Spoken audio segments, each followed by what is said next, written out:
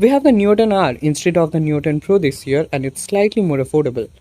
The 128GB and 256GB variants cost 27 and 29,000 rupees respectively, and the Neo 9 Pro starts from 32,000.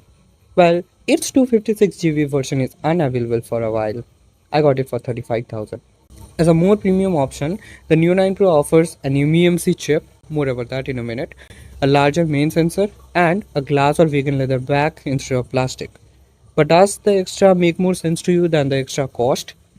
I'll break it down into two segments. First, you may or may not take advantage of the extra compute that you will pay for. The Neo 10R Snapdragon 8S Gen 3 is slightly less capable than the 8 Gen 2 of the Neo 9 Pro, but do you actually need that little bit of extra power? Are you sure you will be able to differentiate the two by looking at the frame rate? Well, of course, it depends on which game you're into.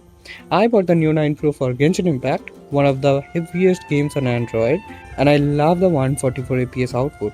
Yes, it's a MEMC chip working its magic. Genshin Impact itself is capped at 60 FPS.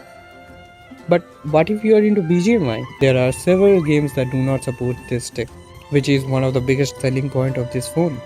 For instance, the Neo 10R handles BGMI without any issue. The more affordable option also has a much bigger battery, 6400 mAh up from just over 5000 mAh. Although the Neo 9 Pro has faster charging, 120 watt instead of 80, the overall combination is still better on the new model. So, is the Neo 10R a better choice for everyone confused between the two right now? Well, the Neo 10R is less premium and I had to differentiate the two.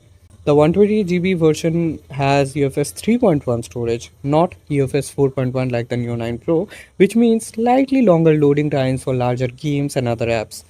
The more expensive model also has a larger main sensor, which means slightly better performance at least in low light.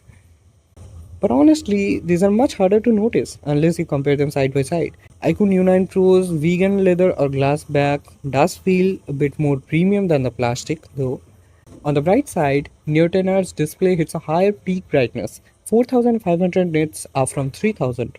It also comes with a better ingress protection, which means it's slightly more resistant to splash of water.